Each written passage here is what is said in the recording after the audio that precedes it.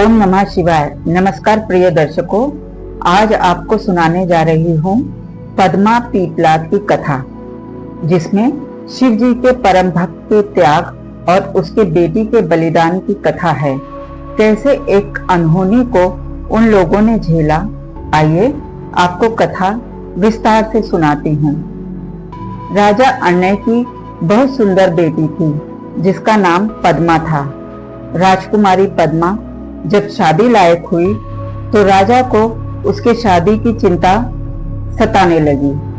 राजकुमारी पद्मा इतनी सुंदर थी कि उससे शादी करने के लिए राजकुमारों की कतार लगी रहती थी, लेकिन एक अनहोनी हो गई उसके साथ। एक दिन बहुत बूढ़े पीपलाद मुनि की नजर राजकुमारी पद्मा पर पड़ी और उसके भविष्य पर ग्रहण लग गया। पद्मा को देखते ही मुनि उस पर बुरी तरह आकर्षित हो गए। उस समय वो अपने बुढ़ापे और कांपते शरीर को भी भूल गए और राजकुमारी पद्मा की सुंदरता में खो गए। अब उनका तप में मन नहीं लग रहा था।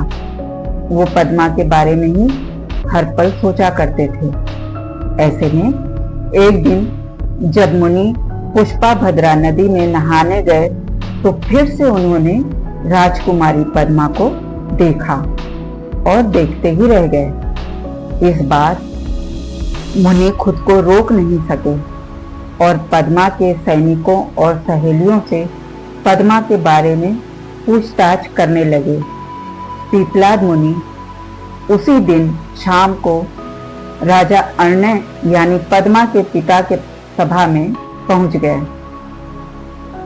पद्मा के पिता ने उनके पैर छुए और उनका आदर सत्कार किया। पीपलाद इतने ज्यादा उतावले थे कि वो बिना किसी भूमिका के सीधे बोल पड़े, मुझे आपकी बेटी पद्मा दे दीजिए। इतना सुनते ही राजा को सदमा लगा। वो कुछ बोल ही नहीं सके। पीपलाद ने कहा कि मैं आपकी बेटी से विवाह करना चाहता हूँ। पद्मा के पिता का खून सूख गया।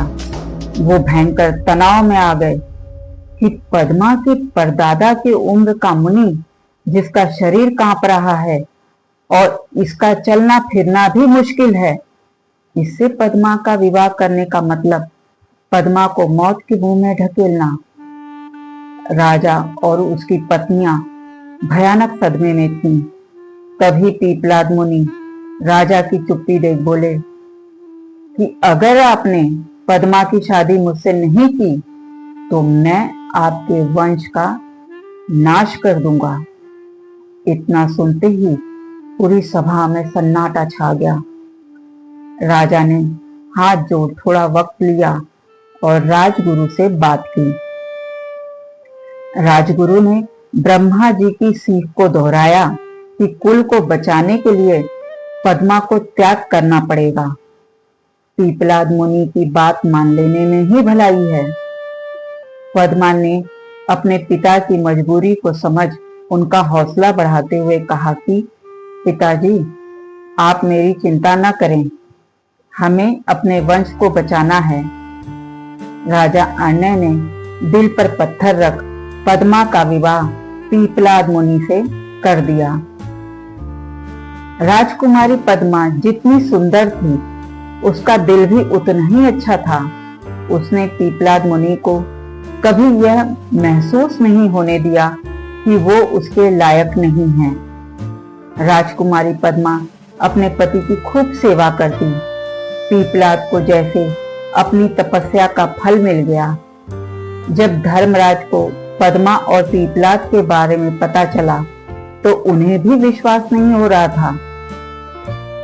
वो राजकुमारी पद्मा के सतीत्व की परीक्षा लेने पहुंचे। धर्मराज एक सुंदर राजकुमार बन घोड़े पर सवार हो राजकुमारी पद्मा के सामने पहुंचे। वो नहाने के बाद आश्रम जा रही थी। उस समय धर्मराज कामदेव की तरह लग रहे थे। धर्मराज ने पद्मा को देख कहा कि आप जैसी सुंदर स्त्री के लिए पीपलाद योग्य पति नहीं है। मैं आपको अपनी रानी बनाना चाहता हूँ। हजारों नौकर चाकर आपकी सेवा करेंगे। आप पीपलाद को छोड़ मेरे साथ चलिए। इतना कहने के साथ ही धर्म घोड़े से उतरकर राजकुमारी पद्मा का हाथ पकड़ने लगे कि तभी पद्मा ने पीछे हटते हुए धर्मराज से कहा कि दूर रहो मुझसे, अपने पति को छोड़ कहीं नहीं जाऊंगी। तुमने मुझे वासना की नजर से देखा, मैं तुम्हें श्राप देती हूँ कि तुम भस्म हो जाओगे। धर्म डर कर अपने असली रूप में आ गए और क्षमा मांगते हुए बताया कि वो राजकुमारी पद्मा के सतीत्व की परीक्षा ले रहे थे।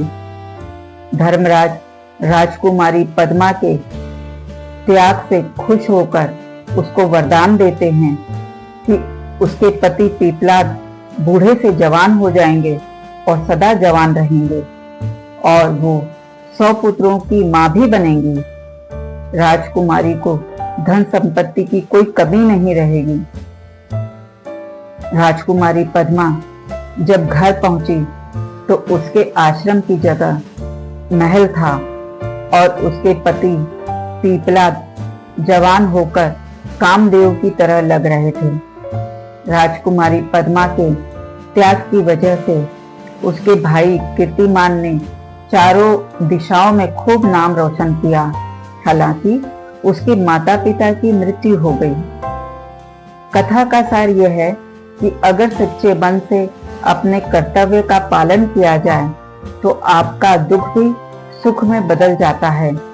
राजकुमारी पद्मा ने अपने पति की सच्चे मन से सेवा की, जिसका उसे फल मिला। प्रिय दर्शकों, कृपया मेरे चैनल मून वीनस क्रिएशन को लाइक और सब्सक्राइब करें और बेल आइकन अवश्य दबाएं। अब आपसे सप्ताह में 2 बार मिलूंगी, सोमवार और शुक्रवार को उसी समय यानी शाम 4 बजे एक नई कथा के साथ फिर मिलूंगी सोमवार को शाम 4 बजे। तब तक के लिए ओम नमः शिवाय।